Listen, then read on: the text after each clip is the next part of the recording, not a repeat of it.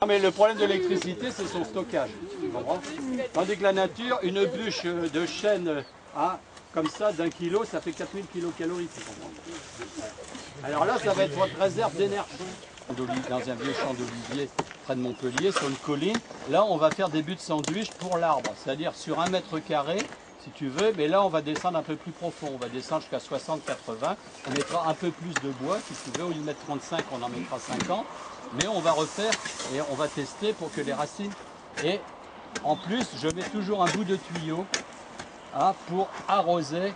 Ce qui est épouvantable, ce qui est très mauvais, c'est le goutte à goutte pour les arbres. Alors là, c'est très mauvais parce que les arbres, ça reste en surface. Ça reste en surface. Moi, j'ai connu près de Béziers un gars qui avait fait 7 hectares d'amandiers au goutte à goutte. Les 2 premières années, ça a bien poussé. Et puis, en plein mois d'août, il y a eu, à cause du calcaire, ce qu'on appelle le kélatage, tous les tuyaux sont bouchés. C'est resté, et bien tout a crevé. Il faut que la plante aille. Voilà. Même chose. Moi, je ne sais pas ici, mais en métropole, dans les municipalités, quand ils plantent des arbres le long d'une route ou d'une avenue, ils enterrent un morceau de tuyau à 40-50 cm. Et c'est là que la première année, tu arroses. Une fois, alors l'arrosage, c'est pas un petit peu tous les jours, c'est beaucoup, une fois. Par exemple, pour les arbres, 2 fois dans l'année, si tu veux, les premières années. Après, il faut qu'ils se démerdent. Sinon, ça fait des assistés. Voilà, encore un petit peu sur le bord, là, du côté du tas. Voilà. On creuse encore un petit peu, c'est au pied de la falaise, là, parce que c'est un petit peu plus profond. Non, pas là, c'est suffisamment profond. C'est là que ça va faire un peu plus par rapport. Tu la lèves. D'accord. C'est son propre poids. Par rapport alors, on met tout dans le même sens. Alors, on essaye de, pour ne pas faire l'effet trampoline, très théoriquement, on les casse quand même à 30 ou 40 cm, grosso modo. Et toujours dans le même sens. Là, on peut le faire dans ce sens-là, mais là... On va le mettre dans ce sens-là parce que c'est un peu le sens de la pente. Voilà, on casse, grosso modo. C'est ça, tu vas dire. Ouais, 7 quoi. Alors, sec, pas sec, vert, pourri. Si c'est pourri, si vous tombez sur des troncs pourris, c'est l'idée. Voilà, nettoyer. Moi, j'ai nettoyé le... Voilà, là, il faut éviter ça. Toujours dans le bon sens. Et on peut marcher dessus, au contraire. Quand on aura fini, on va tous se mettre et on va faire la danse du scalp. Il n'y a pas de problème. Voilà. Alors, vous voyez des troncs pourris comme ça, on peut les mettre. Vous voyez? Alors, si vous avez des broyats, des petites branchettes, c'est bien parce que ça va. Il faut qu'il y ait de l'air, mais il ne faut pas qu'il y ait des poches d'air. Voilà, allez.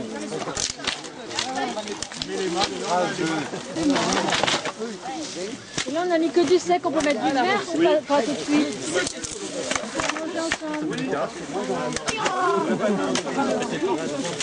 Non, alors pas trop, théoriquement pas de feuilles, théoriquement. Je pinaille ça on le remettra. Les feuilles c'est de la cellulose. Alors attendez, il veut poser une question. Pourquoi pas de feuilles? Parce que la feuille c'est de la cellulose, c'est massif.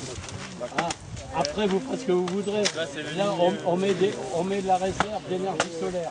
La lignine, c'est beaucoup plus indigeste pour les micro-organismes, c'est les champignons qui vont s'en occuper. La cellulose, les pailles, les feuilles, ça vient après. Ouais, Robert, tout à l'heure, tu disais on pouvait mettre des branches vertes aussi. Ensuite, Mais en branche, pas de feuilles. Voilà, très théoriquement, ça ne veut pas dire qu'il y a un peu de feuilles. Après, vous mélangerez un peu. Moi, c'est pour que ça, dans votre esprit, ce soit bien clair. Parce que ça va servir dans un premier temps de drainage. Si tu veux. Après, ça va être attaqué, ça veut dire. C'est-à-dire que si les écorces de résinée sont vieilles, la résine est partie. Ne mettez pas d'eucalyptus, ça vous réduit l'essentiel. Okay.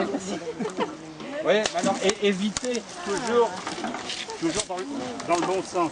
Alors vous voyez ici, vous pouvez remettre un petit peu de manière à ce qu'il y ait le moins d'air possible, de moins proche d'air. Alors là, il faut remplir toute la fosse. Là, on l'a remplie à moitié. Vous voyez un petit peu tout ce qu'on met. C'est pour ça qu'avant de faire... Et les broyats des entreprises d'élagage, c'est bon? Oui. Même s'il y a un peu de feuilles dedans? Oui, bien entendu.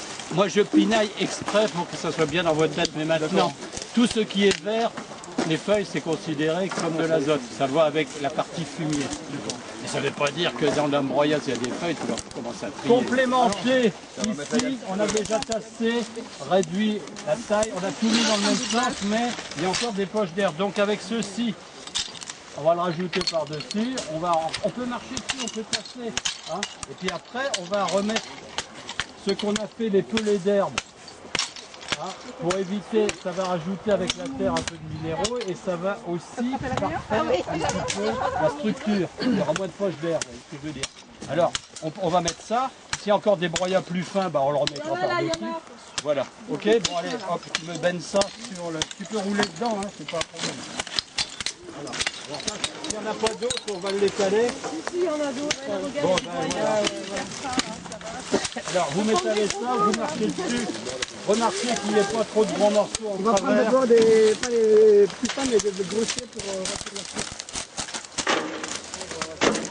la Arrose pas, parce que si vous arrosez, ça va filtrer. On arrose quand on aura mis tout ce qui est feuilles, foin, vous voyez, cellulose. Et là, on commence à arroser pour humidifier. Alors, si on peut faire tremper, soit on peut très bien faire un trou avec une bâche, faire tremper tout ce qui est surtout feuilles, cellulose et tout ça, ça fait gagner de l'eau et du temps. Voyez, parce que là, on va commencer à arroser, mais après, on va saturer en eau avec des entonnoirs quand on aura fini. Voyez, et là, votre sol, sur 70 cm, il y aura à boire, à manger et à respirer pour les micro-organismes et les racines. Alors, ils vont se régaler. Hein, c'est tout juste si la nuit, on les entend pas faire miam. Une question qu'on me pose. Non, mais si tu as des plantes qui sont, ben, bien entendu, c'est une source de phosphore, c'est évident, comme les os. Tu comprends, les os des animaux, mais que tu laisses au soleil pendant quelques mois pour les dégraisser. Parce que tout ce qui est graisse et tout ce qui est chitine, c'est-à-dire les cheveux, les carapaces et tout ça, c'est pas les coquilles. Les coquilles, c'est riche en calcaire, entre autres. Il peut y avoir aussi du phosphore. Par contre, tout ce qui est cheveux, laine, plumes, hein, tout ça, c'est de la chitine. Les restes de poissons. C'est très difficile. C'est très difficile. Non, mais moi, je rajoute quand en bord de mer des algues, ça peut être intéressant. Hein, tu rajoutes ça en même temps. Alors, les coquilles druides, mais faut les broyer. Il faut les broyer comme les coquilles d'escargot, de préférence, même si tu le mets et que c'est pas broyé, ça finira par disparaître. Hein, puis ça va pas te gêner comme tu vas pas travailler le sol. Ok, hein, mais dites-vous bien que les éléments minéraux, c'est surtout apporté par les feuilles. Hein, c'est la partie la plus riche de la plante, c'est les feuilles. Alors, s'il y a des éléments minéraux, comme tu dis, dans certains végétaux et puis dans certains produits, on a tout sous la main pratiquement, si on cherche un petit peu, hein, c'est évident. Alors des fois, les déchets, moi souvent quand j'ai de la viande, hein, j'en mange pas souvent, mais quand j'en ai un peu, comme j'ai plus de chien et tout ça, ou les déchets de poisson, qu'est-ce que je fais? Je fais ce que faisaient les Indiens quand les premiers colons européens sont arrivés aux États-Unis, qui plantaient du maïs. Les Indiens, au pied de chaque maïs, ils enterraient un poisson. Tu vois? Alors ça s'appelle aussi dans les pays asiatiques le bokashi.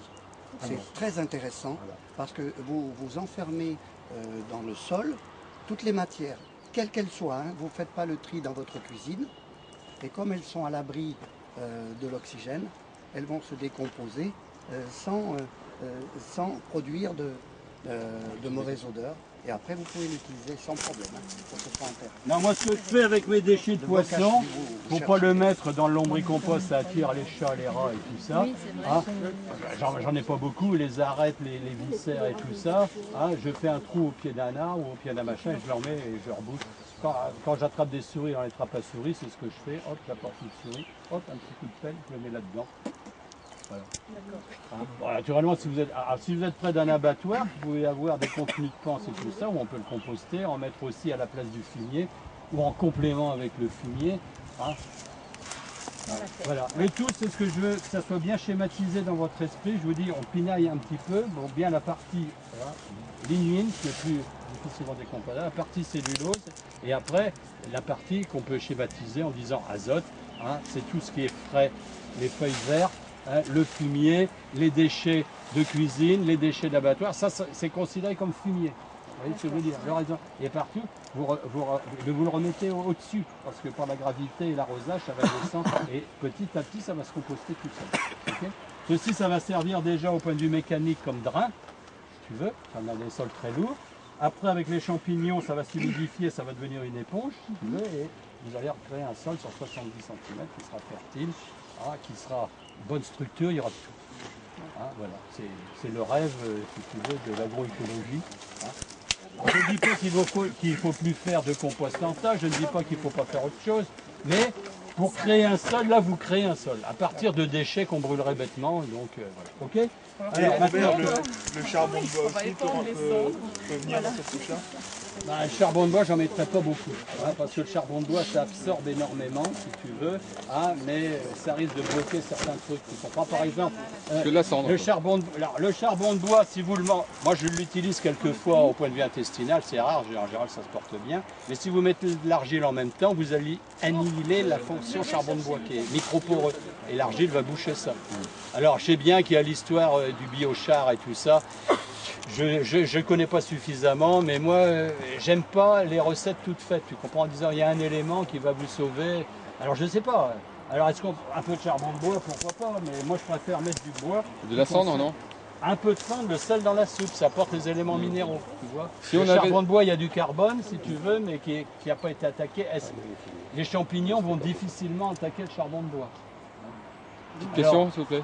Oui, je t'en prie. Si j'avais à mettre un peu de poudre de roche là-dessus, je le mettrais à quel moment? Eh ben, je le mettrais avec les éléments minéraux entre chaque couche. D'accord, ok. Mais voilà. Par exemple, moi je revenais du Cantal où il y a des volcans, je ramassais de la poussière, si tu veux, dans les chemins, c'est de la poudre de roche, et je rajoutais ça dans mes composts en tas, en mélange, ou alors là-dedans, entre chaque couche, tu rajoutes un peu d'éléments. Alors ce qu'on va faire maintenant, bon, c'est pas encore, il y en a encore. Oui, il y a encore des trucs qui traînent ou quoi? Oui, dans les couches à suivre, dans le végétal. Alors ici, donc au point de vue bois, on est arrivé à peu près à la quantité qu'il faut. Il n'y a plus rien qui traîne. Regardez autour de vous pour nettoyer un peu.